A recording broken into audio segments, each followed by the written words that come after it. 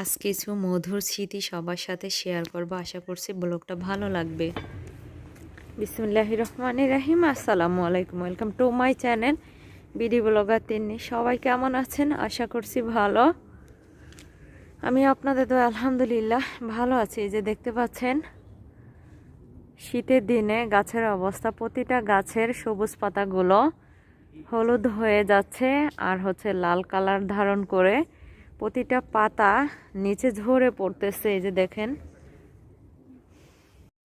এই পর্যায়ে সবাইকে একটা রিকোয়েস্ট করব, যারা এখনও আমার চ্যানেলটি সাবস্ক্রাইব করেননি প্লিজ আমার চ্যানেলটি সাবস্ক্রাইব করে বেল আইকন বাটনটি বাজিয়ে অল অপশন চালু করে দিন, আমাকে সামনের দিকে এগিয়ে যাওয়ার সুযোগ করে দিন। আমার শরীর যতটাই অসুস্থ থাকুক না কেন, আমার বাচ্চাদেরকে স্কুলে দেওয়া এবং স্কুল থেকে আনা, আমাকে এই ডিউটিটা করতেই হবে মাস্ট। কারণ আমার এখানে কেউ নেই আমাকে হেল্প করার মতো। তাসমিরের পাপার কাজ আছে, সে এখন তার কাজে আছে, তো কি আর করার। এখন 11:30 মতোই বাজে প্রায়। রায়ানের স্কুলটা ছুটি হয়ে যাবে, তাই রায়ানকে স্কুলে আনার জন্য আমি স্কুলে যাচ্ছি। সবাই আমার সঙ্গেই থাকুন, আশা করছি আজকের ভিডিওটা ভালো লাগবে।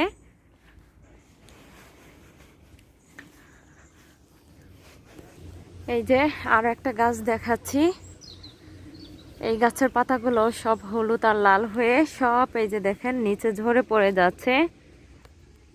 এই ইতালির অবস্থা। শীতের সময় আসলে কিছু কিছু গাছে পাতা থাকে আর সব গাছের পাতাই নিচে পড়ে যায়। তো আমি স্কুলের ভিতরে প্রায় চলে এসেছি, মানে বাউন্ডারির ভিতরে আর কি চলে এসেছি। স্কুলের ভিতরে এখনও যাইনি, সরি, এখনই যাব। তো এখন গেট দিয়ে ঢোকার সময় যতবারই স্কুলে আসবো ততবারই জ্বর মাপা হবে এখানে, এই নিয়ম। তো ভিতরে চলে এসেছি, এখন রায়ানের সোয়েটারটা নিব। তারপরে এই যে দেখেন রায়ান কি করতেছে, সে বিস্কিট খুঁজতেছে, এখনই তার ক্ষুধা লেগে গেছে। এই তো আমরা এখন এই পাশে দরজা দিয়ে তারপরে বাহিরে বের হয়ে যাচ্ছি।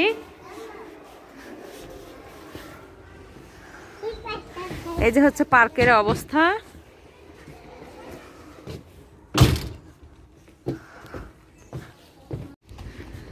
তো আজকে রায়ান আবদার করেছে সে এখন পার্কে যাবে,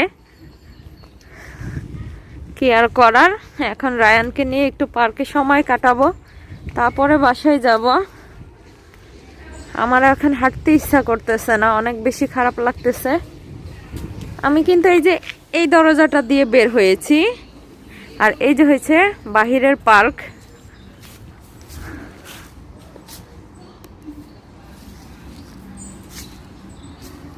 পাতা আর পাতা, পাতার বাহার। এই যে এখানে ছোট ছোট পাথর, মানুষের অবস্থা। যেখানে দুইটা দোলনা ছিল, একটা দোলনা কে যেন দুষ্টামি করে উপরে উঠিয়ে রেখেছে। হ্যাঁ, তোমার ওই আন্টি আসবে না, ভাইয়ার পা ভিজে গেছে তো এই জন্য। আসো আসো রায়ান আসো। তুমি কি এখন বাসায় যাবে না খেলা করবে? এই পার্কের অনেক আগে একটা ভিডিও করেছিলাম আমি, তখন দেখিয়েছিলাম যে এই ডালিম গাছে অনেক ফুল ফুটেছিল। আর এখন দেখাচ্ছি কাছে গিয়ে, এই যে দেখেন গাছে ডালিম আর অনেক ছিল, মানুষ এখান থেকে ছিঁড়ে নিয়ে গিয়েছে।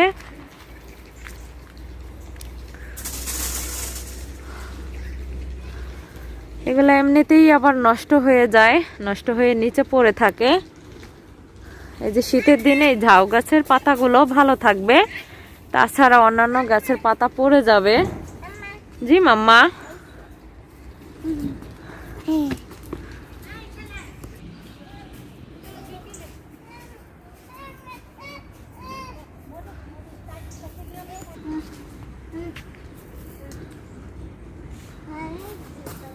না, ওটা গালে দিয়ে দাও।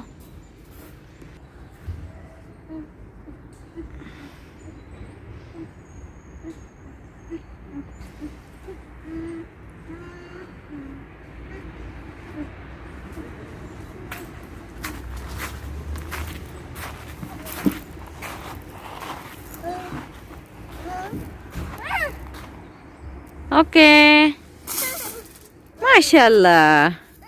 নো মামা তোকারে করে না, ওগুলি স্পর্ক রায়ান।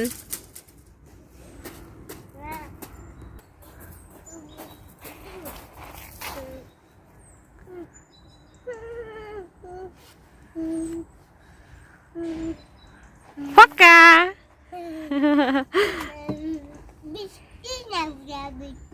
তাই, আচ্ছা।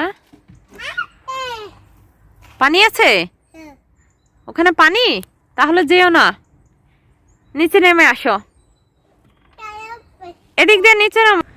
গতকালকে বৃষ্টি নেমে এটার মধ্যে হচ্ছে পানি গিয়ে জমে আছে, তার জন্য রায়ান আর ওটার ভিতরে গেল না।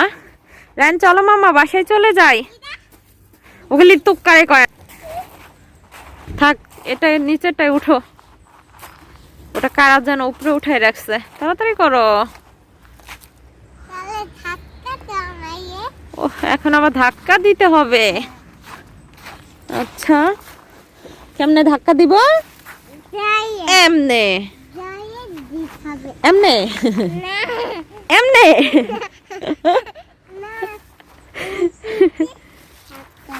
পিঠে এমনে। ওকে সুন্দর করে বসো।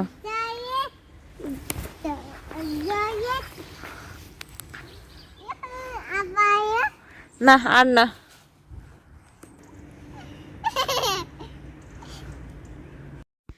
তো রায়ানের দোলনায় চড়া দেখে আমার আজকে একটা স্মৃতি মনে পড়ে গেল, তা আপনাদের সাথে শেয়ার না করে পারলাম না।